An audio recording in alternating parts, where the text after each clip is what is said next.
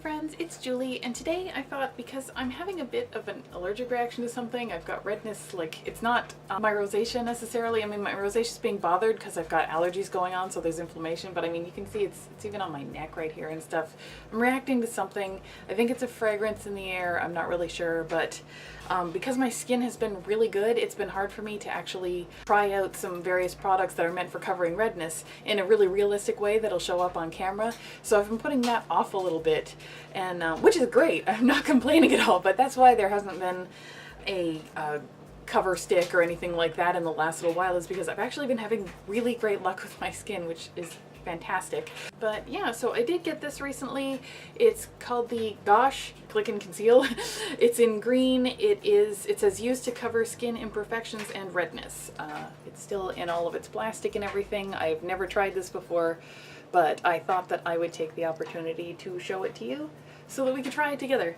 Because of the design of this, I have a feeling that it might actually be it might be meant for people who have smaller patches of redness. For example, acne and little dots and things like that. Maybe even like a little weird patch that I have on my neck right now because of my allergies. But this is just not undoing nicely. There we go. Finally, I'm getting the industrial plastic off this thing. Yay! Yep, so this is the anti-redness one. It has, I just found that on the end it's got a little dealie that actually flat out says that's what it's meant for. Anti-redness. And I had such luck in a previous video where I tried the Gosh mineral powder. If you haven't seen that, I will put a link to it here. I think I've been pointing to the wrong side of the screen for a while, so maybe it's here, but there will be a link appearing somewhere on your screen for the Gosh mineral powder, because that was incredible. That is by far the best mineral powder I've ever tried, and I've tried a few that I've had a lot of luck with. I've been happy with Physicians Formula, but that one really blew me away. I just put that on my face and it covered up everything, so that was pretty freaking cool. But yeah, so I found this in it was either on sale or in the clearance at my local drugstore, so I thought I would give this a go. It sounds kind of, I don't know if the camera is picking that up, but it's got kind of some mechanical sort of sounds going in with it. I don't know exactly how to use it. There are absolutely no instructions on here whatsoever, but hopefully it will be a very good experience.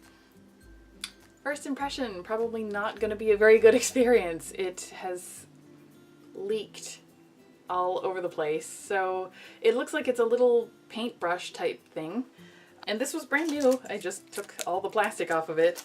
But apparently the packaging isn't that great. That could be why it is in clearance. But let's see what the product does anyway. Let's see how the green does some coverage. Give it a bit of a chance, even if we're not going to be using it too much. Again, there are absolutely no instructions provided. There's nothing that sort of peels off or anything that says, you know, under here, here's how you do it. So I'm just going to use it like any of the other color sticks that I have, where you just put it in the area, spread it around, and off you go. So this is starting off in a very different way from the other Gosh experience, but let's see what we can do. So it just looks like it's a regular brush, so yeah, it's a surprisingly thick product considering how much it looks like it's drooling down the edge. Super bright green. It does not spread that well with the actual little brush itself, but I don't know if the brush is actually in the condition it's supposed to be in. So what I'm going to do is I'm just going to take one of my brushes like this and see if I can give it a spread around. Actually, that's not spreading too badly. Actually, it's not covering too badly either after a pretty lousy first impression. Hey, look at that! It doesn't even look green. Like that was like lime green, and now that's the coverage I'm getting. And that's what it looked like to begin with, including the little nastiness on there. Okay, that's not bad. This is like the packaging clearly has a long way to go because it's leaky. And I know it's been super cold out lately, but I haven't done anything that would, I haven't left it in the car or anything like that that would let it freeze, and then, because a lot of times liquids will expand when they're frozen and that can blow them out of the packaging. But that was not the case with this one. I did not let that happen, so I have no idea why. This is doing not as good a job on that side. Maybe I didn't use as much of the product.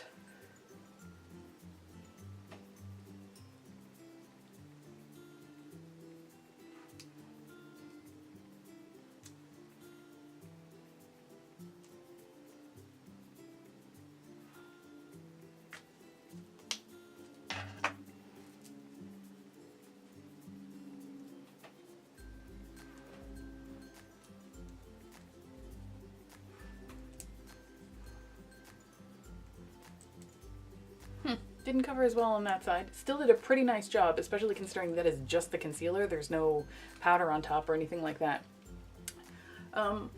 Pleased with the product, not pleased with the packaging. The packaging is annoying. I don't like the brush. There's actually no reason for the way that it's packaged. It's more frustration than anything else, and that's not even including the way that it's leaking and things like that, but just it doesn't apply nicely at all. I didn't really like too much that. I was expecting maybe there would be some instructions or something once I peeled all that plastic off, but no. But pretty nice coverage.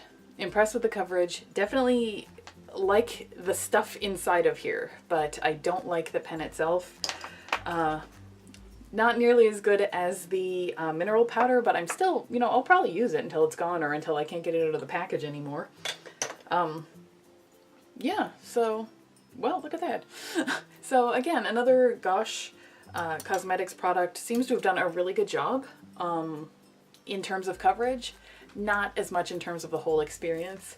Can't say that I'm super wild about the way that applied. The first impression, taking it out of the package, clearly they have some stuff to work out when it comes to that kind of thing. It was in clearance. Maybe they already know that they need to work that out and they've discontinued it, and now the ones out there are a lot better. But as far as I know, that's the one that's currently available because that's the one that was at my store. So yeah, I might, I'm going to keep an eye on that display at my store, and if I see that there is a whole new wave of these things coming out, I might buy a new version of it to see if they've improved the packaging, because I do like what's inside of it, so it's, worth the risk. But yeah, so not too bad. Not my favorite. Definitely a good job. I thought that it was only going to do little dots, but as you can see, it was clearly easy to kind of get maximum coverage out of it. But yeah. So anyway, I hope you did like this video. I hope it was interesting to you. I hope you have fun when I try these things out and see what does and does not provide coverage, or, just so that you can decide whether or not it's worthwhile for you. If you did like this video, please give me a big thumbs up. That way I will know.